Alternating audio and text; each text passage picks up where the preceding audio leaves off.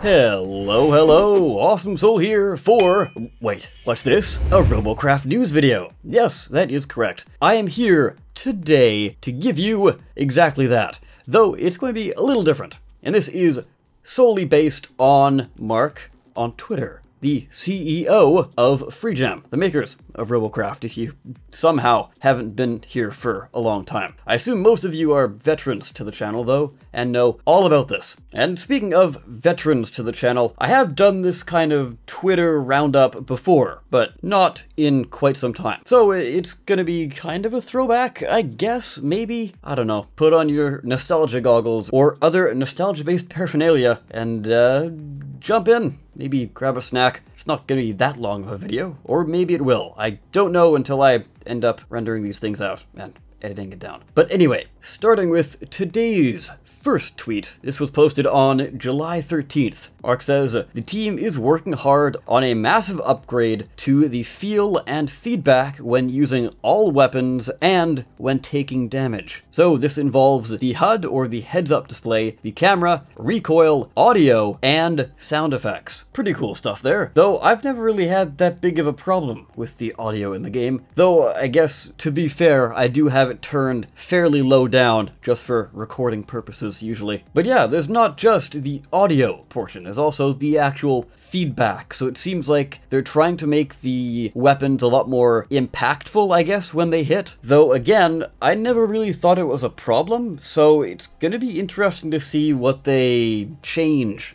with these things. I don't know, is there something you personally would like changed? And if so, what is it? Anyway, this was actually a two-part tweet. So the second half of this tweet continues with audio system for weapons getting a massive upgrade so weapons feel cooler and you know what you're hitting. And also who's shooting at you instinctively. And based on the work they've already done, he says it sounds great already. But that's not all. The next day, on July the 14th, he brought up that he was interested in making more, quote, fun modules, sort of using physics more than anything else. Now, this is something that they've kind of toyed around with, but obviously the whole physics system in the game has been wonky, to say the least. But that was then, and this is now. So it seems like they are actually confident in the game's physics systems, and they are looking to make more modules. And not only that, special physics-based modules. So these ones are going to be really cool, because it seems like they're trying to go with a more environmental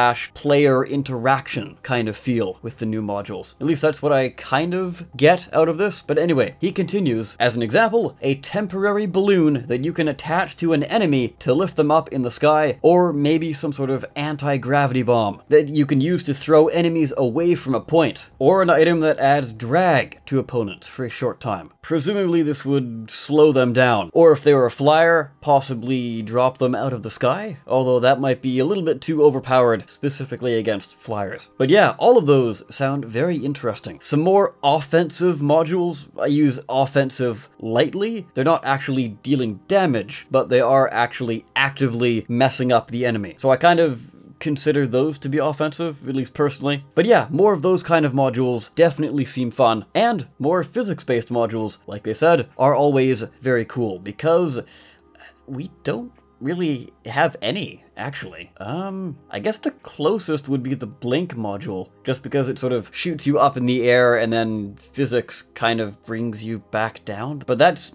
not really the module, because you could get the same effect by just jumping off a cliff. At least as far as the physics going back down. You get the idea. Anyway, moving on to the next one. He put this one out on July 16th. So, sort of giving an update on how the game's metrics is doing. He says, % new users who play again the next day with loot crates was approximately 40%. With the tech tree, that is down to approximately 32%. Though, with the increased level up rate that was added fairly recently, it's now approximately 34%. And with giving a batch of cubes when you unlock a part, it is now 38% player retention. So yeah, very interesting to actually see the metrics there. And it just goes to show, as much as everyone hates loot crates, everyone loves loot crates. Bit of a weird paradox there, almost. But not really. That just has to do with psychology and all that stuff. But I'm not going to get into that. Though it is pretty good that the metrics for player retention are actually going back up after the quick changes they've done. Not quite to the level of Loot Crate, but close enough, so it's still quite impressive. Also that day, he discussed bringing back weekly dev blogs. Now, they have done these kind of in the past. I don't think they were ever weekly. It was more of a just whenever we can, though they did come out fairly regularly. And as he said, he hasn't really done them in a very long time. So if they do decide to do this again, and it seems like they will, the first blog is going to be very long. Essentially, they're going to sort of show off the inner workings of Free Jam and kind of let the community know what's going to happen with the game and kind of talk about their thought process. At least that's what I'm assuming. Just because they seem to want to get in touch with the community a bit more from the whole goings-on on Twitter. Again, that's my interpretation.